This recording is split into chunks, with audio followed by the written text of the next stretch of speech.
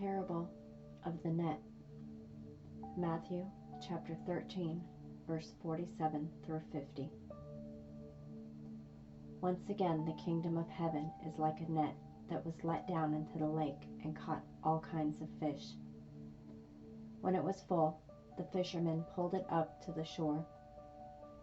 Then they sat down and collected the good fish in baskets, but threw away the bad. This is how it will be at the end of the age.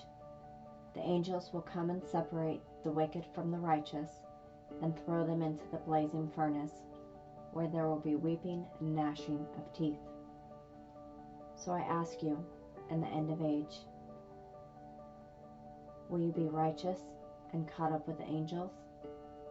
Or will you be with the wicked and thrown into the furnace, where there's weeping and gnashing of teeth? Choose wisely.